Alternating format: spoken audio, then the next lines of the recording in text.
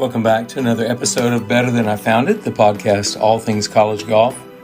You're listening to Mike McGraw, the men's golf coach at Baylor University. My guest today on Better Than I Found It is Cory Churchman, the University of North Texas assistant coach. Known Cory since his playing days at North Texas. He was a standout player for their program and really appreciate how he handles his business in college. He played professionally for a while and then a few years back became the assistant coach at North Texas, doing a great job there. Also, he shares his faith in this episode, which I think is really great, but he also shares his perspectives as a young coach and what the future may hold in collegiate golf. So I hope you enjoy the podcast with Cory Churchman.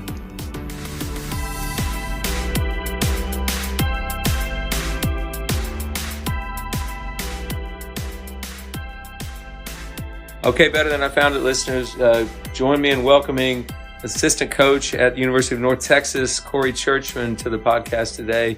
Cory, thanks for joining me on Better Than I Found It.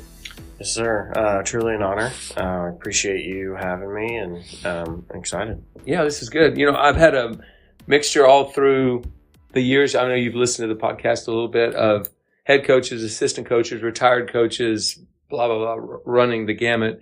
But sometimes I record them right here in my office, as you and I are doing. Sometimes it's on Zoom. But I will say this, you and I are going to spend not just this podcast today together, but we're going to spend an entire day working at camp, aren't we? Yes, sir. Yeah, I'm excited. It's a first time here, seeing the facility, and it's amazing. And I think it's going to be a great day. Well, thank you. I do too. We've got a bunch of kids here for a camp on my campus here at Baylor, and really excited about that. And I've got some really great coaches that are going to be helping me out today. And thank you for joining me for that and for this Better Than I Found It podcast. I think the best things I like out of this podcast for me are the things I get personally. I mean, I learn things about colleagues that I walk fairways with.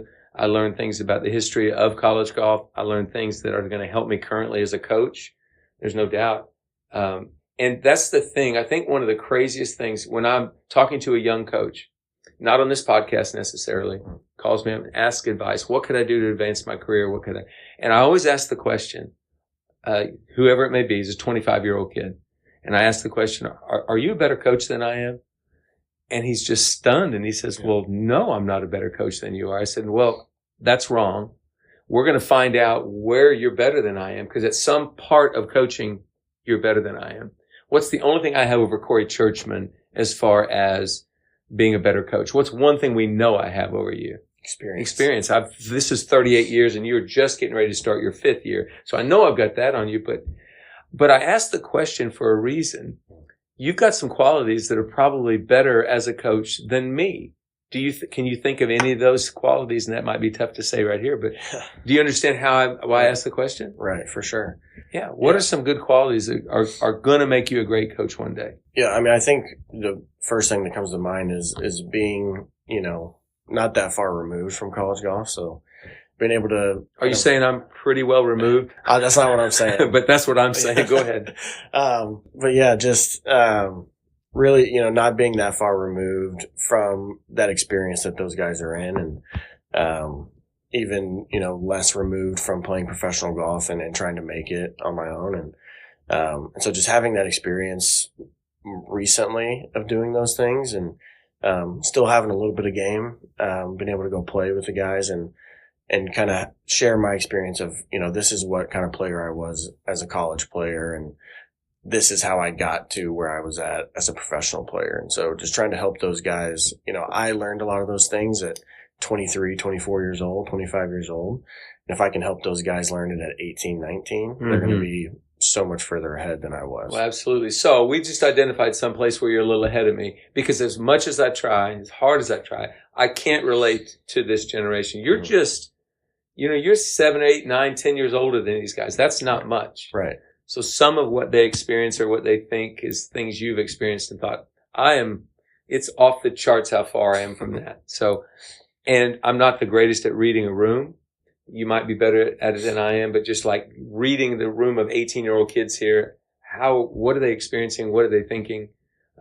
So I asked the question because I want you as a young coach to remember there's some things I can bring to the table to help the head coach. Mm-hmm. There's some things that I know that he doesn't know right now. And there's some things that are new wave. I mean, like, what's one area that you think you might be better than me at that is possible? Yeah, I mean, I think that, like, having that relationship with guys, not saying that I'm necessarily better than you at that, but I know, my strength, like being able to communicate well with those guys and really try to relate to what they're going through. And, sometimes as the head coach, like, you have to be the heavy hand and you have to say things bluntly. So you recognize that? Yes, for sure. Different chair you're sitting in than Luke Calcaterra. 100%. And, he and I have a lot of dialogue about different things. And so I feel like we have a pretty good grasp of what the guys are feeling and are on the same page. And so then I can go in and say, like, hey, I saw that you, like, reacted this way to this, but, like, this is really what we mean by when we say X, Y, Z. And so I think just helping those guys, like, take a step back and not react or feel emotional about it and just look at the logic and the statistics behind, like, why are we saying this or why do we want you guys to do this? It's because we care and we want you to be better. And it's not to be mean or to be tough. Like, it's just trying to help them in the right direction. Yeah, and you mentioned, you're not that far removed from playing and being where they are, but you're also coaching at your alma mater. So you're going through an experience similar to what they did as far as, hey, we're right here in North Texas, north of Dallas. Mm-hmm. You remember what that feels like pretty easily, and you can kind of help them. What's the pride you have coaching at your alma mater? It's got to feel pretty cool. It's amazing. I love it. And for me, it's like when it comes to recruiting or anything like that, like the pride I have in my school and the passion that I have behind it, I think is a huge asset and helps me a lot in those areas. And for me, like, I loved my time there. I always say, like, if I had it all over again, I would do the exact same thing. And so, being able to talk to kids about that and say, like, hey, when I was here, this is how I dealt with this, or, like, this is how I navigated class and practice and all that. And, having, like, a lot of the same situations that those guys are in. And so, and the almost exact situation, because it's same school, same all that. So, I think that's the biggest thing. It's just, like, the passion I have and I love Mean Green Golf. Like, that's just what it is. Yeah. My dad's best friend growing up in junior golf was a guy named Don January, and his best friend on his own team was a guy named Billy Maxwell. Well, Don January went on to win a PGA championship and play the tour forever and was a great player. And Billy went on to win the U.S. Amateur and 6 times on the PGA Tour. Well, my dad was a high school teammate with Billy Maxwell. And he was a junior golf contemporary and peer with Don January. And they both won 4 national championships in a row in the 1950s. So it can be done at UNT. There's no question. You recognize that. You guys didn't win one while you were there, but I remember you being a very good player and thinking, that kid's a good player. I thought you'd play professional golf. Maybe you weren't Ricky Fowler that I was coaching or whomever, but you were a good enough player. I thought if he figures it out, he can actually play professional golf. It didn't happen for you, but you're now coaching at that same school where you were doing that, which I think is cool. Not many people think about Billy Maxwell or Don January. You didn't expect me to talk about that today. But they had other great players, too, to win 4 national championships. Okay, let's talk about the big elephant in the room.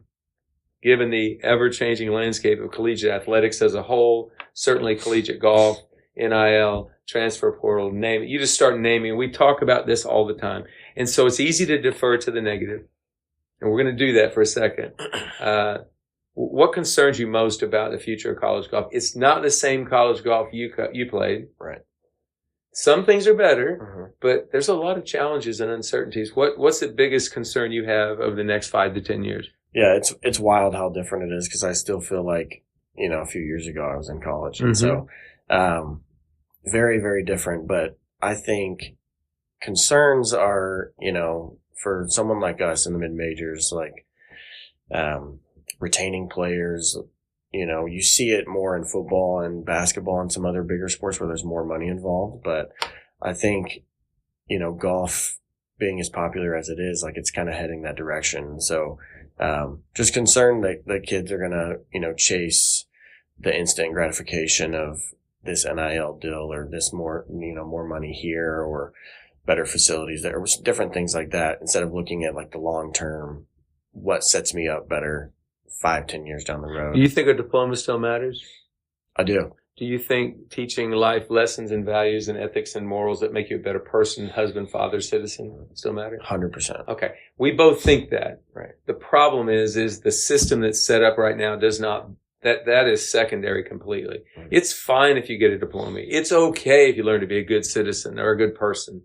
Right. But really this money is really what matters. Yeah. So that's my biggest concern, is that it'll take too long for that to work itself out. I agree. Yeah. Like I said, it's just like the instant gratification of like what, we try to tell guys all the time. It's like, you might get more money here, more money there, but do you think that this situation prepares you better to be a PGA Tour player in 10 years? And kind of having that, longer term view, is something that, a lot of kids don't have today. And, I don't blame them. Like, if I was in college, if I was 18 years old and someone was throwing money at me, I'd probably take it too. And you and I, neither one of us could.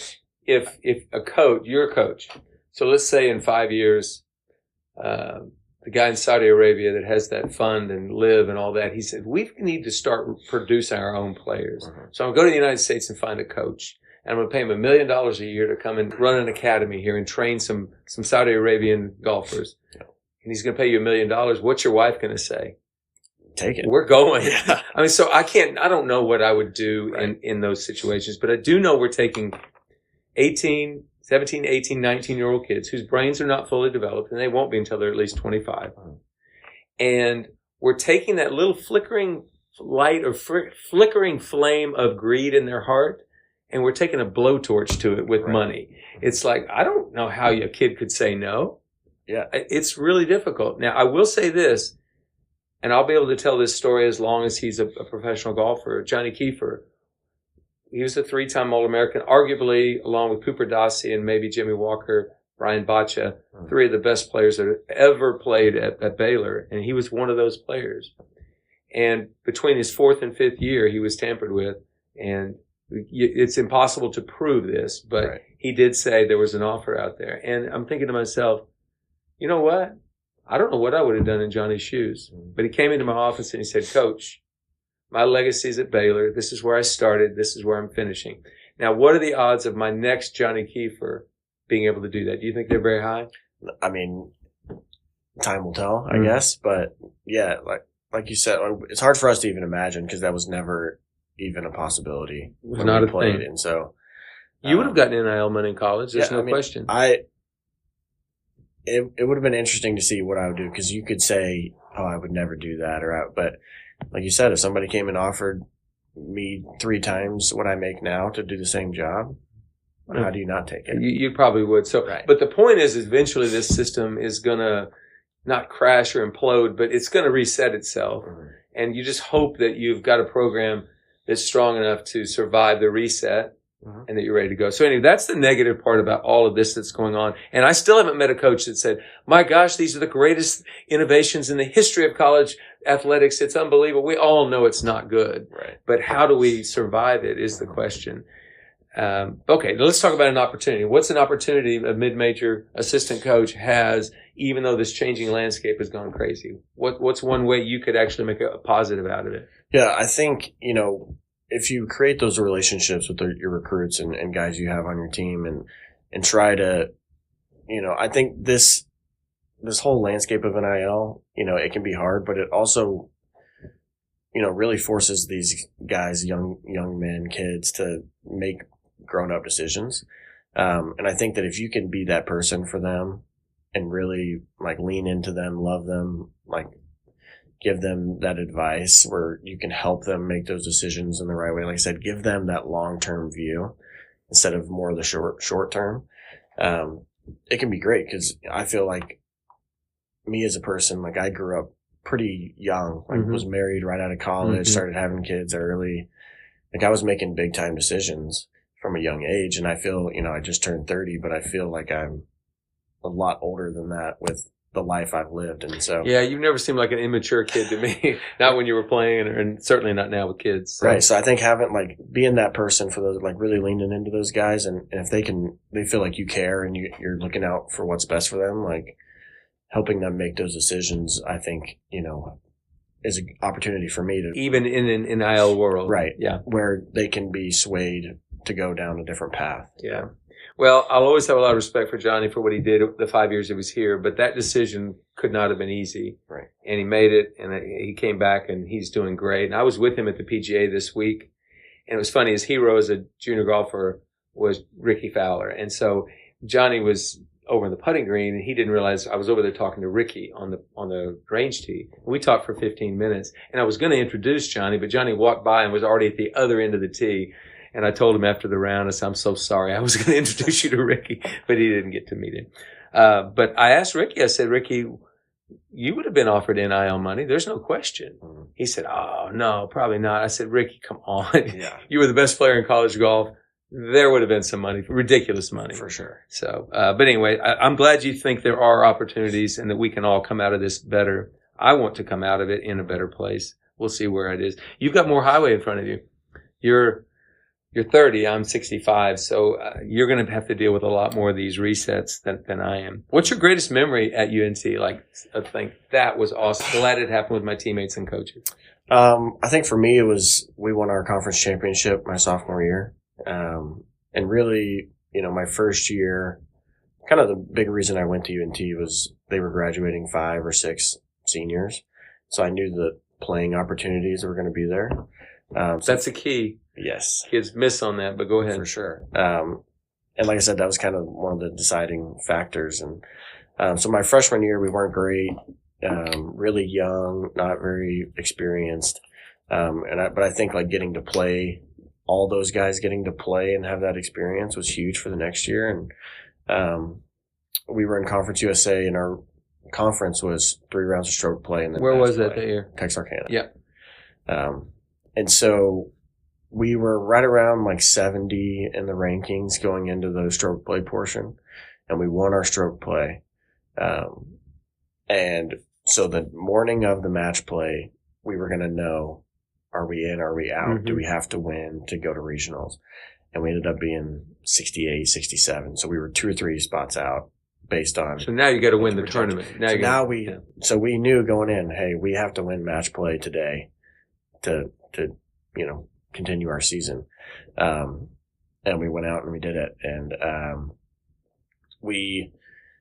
guys played great all day. Did you win your match in the final? I did. Who'd you beat? Lee Hodges. You beat Lee Hodges. Sucker's 1 on tour now. Yeah, 19 holes. Was he was at UAB at the time? Yes. Yeah. And at that point, it was kind of when you just started doing live scoring on your phone. Mm-hmm. And I think I won hole 15 to go. No, I won hole 15 to go, 2 up with 3 to go. Mm-hmm. Or 1 up with 3 to go, 116. So we're dormy. And looking on my phone at the scores, it was like I was dormy, another guy was dormy, and another was... Your match counted. I mean, it was going to matter. And it was 2 up through 3. So in my mind, I started to get ahead and thought, it's done. Like, all we have to do is tie a couple holes. Well, I proceeded to 3-putt 17, 3-putt 18. Oh, no. So now it kind of came down to my match going to extra holes, and somehow... Got back focused. What's the lesson you learned on that? Yeah, don't get ahead. Don't look. Yeah, don't get ahead in that score. Look at the score. You'd have won that match in right. regulation if you had. Right, and so ended up winning on the first extra hole. And that's a good memory. We all celebrated. Conference championship. Did you guys get rings? We did. Good for you. Best player you played with in college? We saw you at the Aggie Invitation. We saw you several times a year. Who'd you play with? I played with a lot of great ones. Sebastian Munoz on my team, obviously. He improved a ton that his senior year, and I remember my first or second college event I played with Sebastian Kaplan as a senior, and he was very impressive. And I played with Jordan Eberge at the Aggie. And so a lot of guys that were, had success or had success right after college that I look back and I think, man, that was fun. George's coaching now, you know that, right? Yes. At Marquette. And I think most people don't know he still has the lowest 72 aggregate score by an amateur in a major. He finished 7th at the Open Championship. Yeah. I think I played with him the following year, or it was either the following year or like 3 months before he did that. So yeah. What a player Jordan was. Good athlete too. All right, your junior golf background. Before I met you when you were in college, where'd you grow up? What was that all? Who was your biggest influence? As well. Born and raised in Abilene, Texas. So biggest influence is really my parents and my mom's side of the family. So my mom played college golf at Texas Tech. My uncle played college golf at Howard Payne. Okay. And so his son Taylor Grant, you recruited. Oh yeah, I recruited him to Oklahoma State. Yeah. He ended up playing at Mississippi State, and so that was really it. Like we spent a lot of time at the golf course. I started playing when I was 2 or 3 years old, and when my dad married into the family, he didn't play golf, but he played other sports in college, and he learned really quickly that he had to learn how to play golf or he was going to be the odd one out. So I kind of feel like I got my talent from my mom, but then my dad was the one that really taught me how to play. Well, it's interesting. The golf world is pretty small, obviously, and you just mentioned Taylor Grant, good, really good kid, great quarterback. I think he threw 34 touchdowns his senior year in high school in Abilene. So those were your influences in golf, but who was your pro golf? You grew up in a time where Tiger should have been that guy, but as you were telling me earlier, no, it wasn't Tiger. Who was it on the tour? Early on, it was Phil. Just, I always respected what Tiger was doing, and it wasn't lost on me that, he was doing the things he was. But the way I grew up, it was, I looked at more of the way guys treated people and their reactions, and so Phil was always the guy that was, high-fiving people and giving them the thumbs up and always had a smile on his face. And so that's kind of what I looked at. And I've always kind of been drawn to people I know. So like even now when I go watch tour events or watch on TV, like I follow the guys I played with or friends I've made. And so early on it was Phil and it was Bob Estes. Oh yeah, Bob, great Abilene guy. One of the great guys from Abilene ever. My dad grew up in Abilene, so I know all the Abilene people. Yeah. Okay, that's interesting because most people who grew up in your generation, it definitely would have been Tiger. Right. Phil would have been Tiger if Tiger wasn't alive. 100%. He would have been Tiger. Yep. All right, I was going to ask you who your all-time favorite coach was, but you already told me that basically. It was your dad, and basically your dad and mom that influenced you. Yeah. So my dad. And the reason I say that, I feel like that's an easy answer, but he's the coach I know the best. And it's crazy. Even now, I will meet people who were coached by him. He was a football coach. And the thing that sticks out is almost all of them say that he was their favorite coach. Wow. And so having that, I look at that like, I don't know his philosophies or the way he coached, but the fact that people look back and say, he made an impact on my life, is really kind of what sticks out to me. You can't have a All-America or a Hall of Fame coaching award, a Coach of the Year award. None of that matters if you don't have kids that say those things about you. Right. I'm just telling you, it does not matter. And some of the toughest times in my career were times when I was actually having the most impact on certain kids. Wyndham Clark's a perfect example of it. I was imploding, disintegrating to nothing at Oklahoma State that last year. And it was sad, but that's kind of where it was, even though we had a good team. And Wyndham was having the hardest life lessons he'd ever was going to have. And I just saw him at the PGA and gave him a big hug this week. It was so much fun seeing Wyndham. I get to see him about once a year. But he'll tell you that was a big time for both of us. Yeah.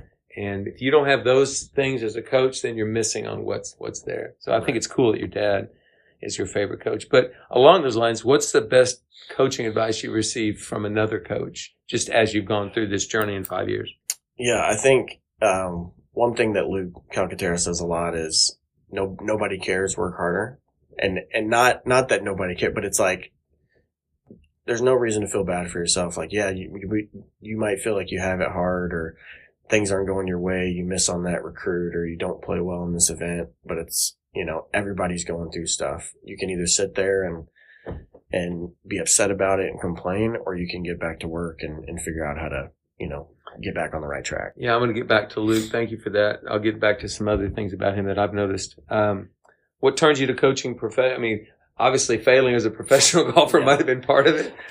That was certainly my story, but I think I was inherently built to be a coach anyway. What about you? How'd you get there? Yeah, I think just like I said, growing up the son of a football coach, coaching has kind of always been in my life. And when I was playing professionally, at that point I hadn't made it, but when I stopped playing it, I didn't stop because I felt like I wasn't good enough. It just, the stage I was in life, having kids and being married, it felt like the easiest transition for me, honestly. So when I started, it was kind of just, well, this is the easiest transition. It's more stable. We'll see if I like it. More stable than staying at a Motel 6 in Brownwood trying to make the cut in an APT event? Yeah, trying to shoot 10 under and make the cut. Yeah. So yeah, that's really how it started. And then, the more I got into it and then kind of having that coaching background with my dad, I leaned on him a lot, just on a lot of things. And, that's when I was kind of like, I've had a lot of great coaches in my life. And if I can be that for somebody else and help them achieve their dreams, then that's what I want to do. Yeah, that's really good. And obviously the more you do it, the more you want to coach, and you want to be a head coach one day. There's no question that's going to happen at some point. But part of that rise in the game and learning is you've got to recruit great players. You don't have a choice. Yep. And everybody talks about, but anything in your program that doesn't have some good impact on recruiting is probably not as good as it should be. Right. You probably should change it. So we know that you look at scoring, rankings, finishes, all of that. But aside from the data points, what are you looking for in a player? Yeah, I think you look at all those things to kind of get your pool of possible recruits. And for me, it's like once you start creating relationships with those kids, it's seeing like who has that grit, who has the love of the game, guys that want to learn and be coached.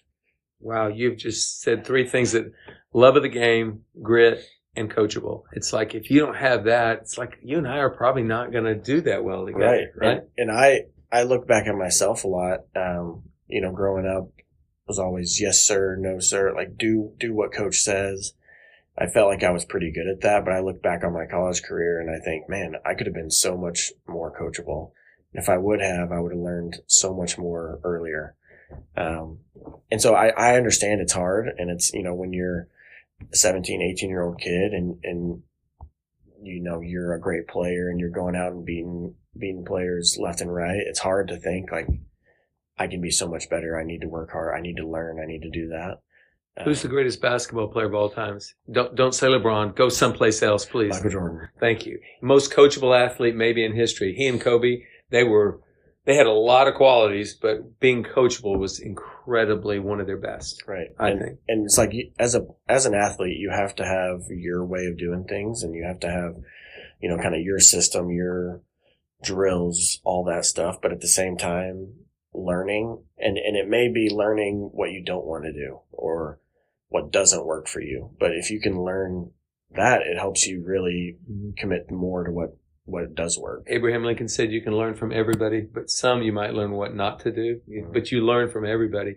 And I know you could teach me something. That's why you're here today. I know that my assistant coach, Ryan Murphy, he's teaching me stuff every day. So being coachable, lifelong learning, grit, love of the game. Love of the game. Ryan told me the other day, he said he thought that was first. If you don't have a love of the game, the disappointments and the challenges and the adversity, it will destroy you eventually. 100%. So, but in the love of the game doesn't mean you're going to make it. It just gives you a chance. Right. I always say when you get to college golf, you learn if you do it because you love it or because you're good. Yeah. Because a lot of guys go to college to play college golf because they're good. Mm-hmm. They don't really love it. Yeah, and to get to that next level, you have to love it because there's going to be so much disappointment. Max Homa in the hunt this week in the PGA has missed several cuts in a row. He had a stretch before he became a Max Homa where he missed how many cuts in a row? 20 or something? A bunch. Lost his Corn Ferry card. Almost lost his Corn Ferry card. So it's like you look back on he has to survive. I think Bernard Longer beat the Yips twice. Right. You have to be so resilient and love the game so much, or it's going to send you someplace else. 100%. And even if you do love the game, it could send you someplace else. Exactly. But anyway, I think you said that first, and I thought, yeah, you got it right. Luke Calcaterra is your boss, but he's also a colleague and he's somebody you're learning from, and hopefully you're teaching him some stuff. I know what I think are his best qualities. What's one quality you go, wow, that's why he's successful? I think it's the biggest thing that stands out is just work ethic. Like, he just does whatever it takes, whether that's recruiting, relational, he's like, he works out with our guys every workout, and a lot of times he's in there before or he's in there after as well. Like, he does whatever it takes to be successful in whatever he does. And so, not a lot of people have that. Mm-hmm. And that's one thing I've learned from him is just like, if something needs to get done, you just do it. Yeah. It doesn't matter how hard. You don't ask questions. You just do it. But see, another thing that I think he's a good example for you is he's a good family man, loves his wife, loves his children. And that's something you need as an example, because if you don't, it's like your family's going to sacrifice if it's just about the work ethic. Right. And he's been great with me. I have 4 kids and young kids. And so, he's very understanding of all that. And, different than most assistant coaches, like a lot of assistant coaches are my age, not married, don't have kids. So they don't have to think about that kind of thing. And, he's been great with me where there's times where, maybe I need to be doing something as an assistant coach, but it's just one of those days where I've got to go pick up, my daughter from school, or I've got to go do this for my wife because we've been gone for 3 weeks straight. And, he's great with that, but also holds me accountable of like, these are the things you got to do. Mm-hmm. And that goes back to like, you have your duties at work, but you have your duties at home, and it's going to be hard and there's a lot to do, but you just do it. What job's more important, being a parent or being a college golf coach? Being a parent. Yeah, absolutely. And I think that gets lost in the world of competitive sports and NIL and rankings and whatever. Right. And I think it's part of the reason I don't allow my assistant coach to come to the office until his kids are at daycare or at school. That is a rule. You don't show up at the office if your kid, we're going to have to figure out some way, get that taken care of, and then come here and fully engage. Right. I'm sure Luke allows you to do the same. Exactly. Okay. Best example of transformational coaching you've seen, either while playing or since you've been a coach. We know the difference between transformational and transactional. One is really good and one is not so good. What have you seen a coach do? Yeah, a couple. As a player, just seeing Sebastian Munoz, the way that he changed. I remember having a conversation with him my freshman year, and back then, during our off seasons, we didn't have any coach led anything. Mm-hmm. Yep. You're allowed 8 hours. But our coach would just say, hey, you guys are on your own, do your thing, go. And he would put his clubs in the closet and not touch them until he got back from school. Yeah. And we were going to go out and play and, play a game with the guys and get everybody together and try to get him out there. And he was like, no, like, this is my time. He's like, I'm here to get a degree and I'm going to go work for my dad back home and I'm going to enjoy college and that's it. And, later that year, Carlos Ortiz, who had just graduated, had a lot of success on what was the web.com. And set all these records and went on to the PGA Tour. And in his mind, something clicked where he said, hey, like if I put some effort in here and I start working a little bit harder, like I can be that. I can be that guy. And he did. And that next year, he won twice, won conference. Ended up later that summer winning on the web.com tour and getting his tour card the following year. And so that was huge, just seeing like the mentality switch for him and the belief in himself. And I think that's really like his strongest, the strongest part of his game is he believes that he belongs and he's one of the best players in the world. I love that. Your Christian faith, I know it's important to you. You and I've talked about it and I've seen you at Bible studies with CGF. And how are you able to juggle that with being at a public institution as opposed to a private institution like Baylor? How have you been able to do that and still live and walk your faith? Yeah, I mean, I think the biggest thing is just like trying to live like Christ would live. And so, even if that means not sharing like, hey, this in the Bible, or let's read this, let's do that, just showing people that you care and loving on them unconditionally. And if you do that, hopefully something clicks in their brain where they're like, what's different about this guy? Why is he treating me like this when I've been only, standoffish or rude or not accepting of it. And so I think that's the biggest thing is just, no matter how they respond, just constantly showing them that you're there and that you're willing to help. And Christ gave us that example of how to do it. Right. He did. And it wasn't college golf and it wasn't public institution versus private. It's just life. He gave the example of how to do it. So I agree with that. I think it's a great way to do it at a public institution. It's how I tried to do it at Oklahoma State. And actually the kids asked for a Bible study, so we ended up doing a Bible study. So that was different. But okay, thank you for that. Multiple times during my career, I've fallen victim to obsessing over results and rankings and the whole thing that even you have gone through as a young assistant coach. Yeah.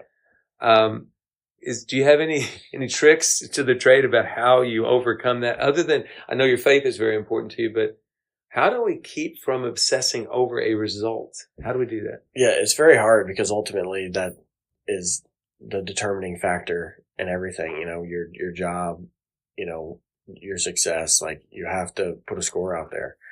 I think, and Luke and I have talked about this a lot, but really just focusing on the process of everything. And, the standard that we want to have as a program, like the things we believe in. And, leaning back on my faith, it's like bad things are going to happen. You can't control that. Control what you can control.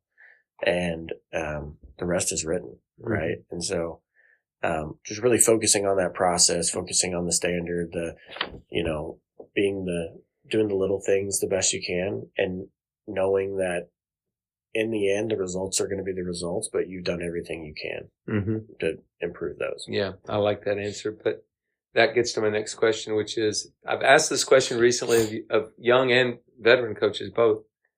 Do you have any coaching mulligans? Something like, if I could do that over again, is there even a need to have a coaching mulligan, or is it just a learning experience? Have you had a coaching mulligan? Yeah, not really. I mean, I've always said, the only time it's a mistake is if you don't learn from it. And so, yeah, there's times where things haven't gone my way, or maybe I did something that I probably shouldn't have, but in the end I learned from it and I'm better now because of it. And so for me, I try not to have regrets because, everything happens for a reason. And the only way it's wasted is if you don't learn from it and get better. You believe that? Is that something good to say on a podcast? I believe it. I really do. Like I as a player, like I always tried to look at every shot, every practice, every tournament was a way I could learn. So even when I played really bad and missed the cut, like what can I learn about what happened? What are my tendencies? What do I, how did I mess up? What did I do good? So basically, all of it. You don't have coaching mulligans because you teach kids to recover from that double bogey. I mean, you want them to do that. Right. It's like it's a learning experience. Now learn from it. I even see that in my personal life, like marriage. It's like there's a lot of times where my wife will do something, or we'll have a conflict. But for me, I'm so ingrained as a golfer to forget and move on. That there's times where, like none of that gets brought up again because it's like you make a double bogey. Okay, who cares? What can I do now to change it? Nothing. Let's move forward and try to, learn from it and be better next time. So the answer is no coaching mulligans. Learn and move on. Good. Right. I love that. All right. So I've talked to a lot of young coaches that are in your position.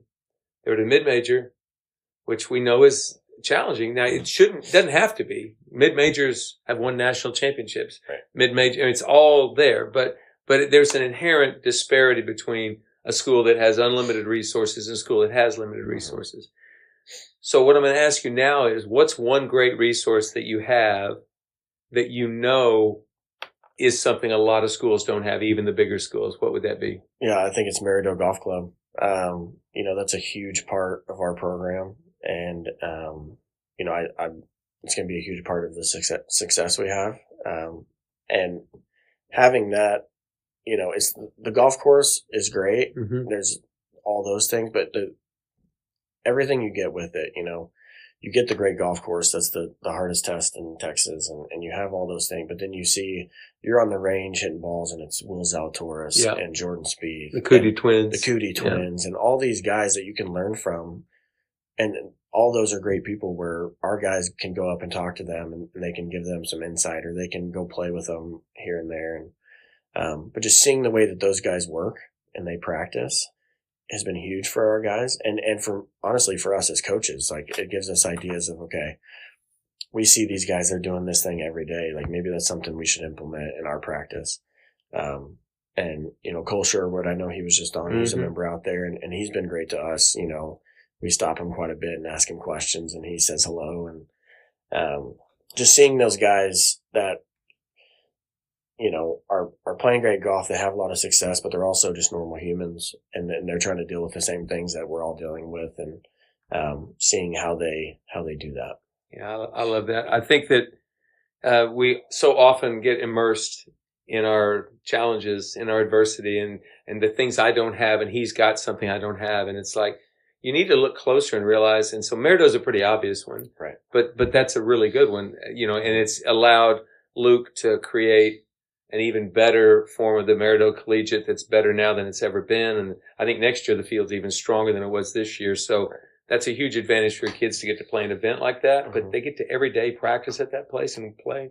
It's amazing. It's never easy. No. And I was talking to Mike Holder recently about the redo of Karsten Creek, which will soon open, and it's like, wow, that place is hard. I don't think I would enjoy it very much, but certainly a trained, guy wanting to become a professional. Merido, for sure. Great advantage you got. All right, so I'm going to ask one more question, but before I do, thanks for coming on here today. I appreciate it. The question I have is, and without giving the secrets to the secret sauce at UNT, what's one thing you and Luke have learned this year, or just you personally, that you're going to try to implement next fall? Yeah, I think for us, just trying to deepen our relationships with our guys. Early on in Luke's tenure at UNT, like, we've had to try to kind of turn things around quickly. And so a lot of that is done by adding transfers with a lot of experience, which is great. There's been a lot of great transfers that we've had come through that have been great, that are really kind of set the building blocks for what we're going to do moving forward. But when you have 1 year with a guy, you don't really, you don't have a previous relationship. You get one school year with this person, where if they're not in the lineup every week and traveling and seeking your help, like, at the end, how well do you really know them? And so I think, like, doing more to really get to know our players, and, like, really get to know them, like, what makes them tick, what is their love language, like what are ways that you can get to them, what are ways that they express failure and triumph. But you have to put that on warp speed, because when you're recruiting a kid from Texas and you know him when he was 14 and you know him all the way through till he graduates, that's a long relationship. You're right. Recruiting out of the portal is a little bit more difficult because you have to put that relationship on warp speed. Yes, exactly. And so, our kind of philosophy moving forward is to, have those relationships with young guys and bring them in as freshmen and grow that way. But just in these first couple of years, it's kind of had to take a different route to get there.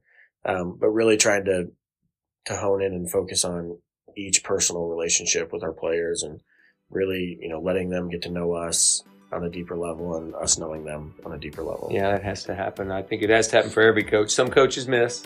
That's not a priority. And what you're saying is, because of the portal, because of these shorter relationships, you're going to do a better job next year of implementing deeper relationships, getting to know guys quicker. Right. I like that. Okay, what are your plans this summer? I assume it's mine. I'm going to see you at every Legends event. I'm going to see you all over the state, right? Yes, sir. Yeah, a lot of travel for recruiting. Pretty much that's it. A few small family trips. But summer as a college golf coach is a lot of walking fairways and trying to find players. And a lot of sunscreen. Yes, lots of sunscreen. Well, I look forward to seeing you out on those fairways this summer. And Cory, thanks for joining me on Better Than I Found It. And let's have a great camp today here in Waco. Yes, sir. Let's do it. Thanks for having me. All right. Thank you.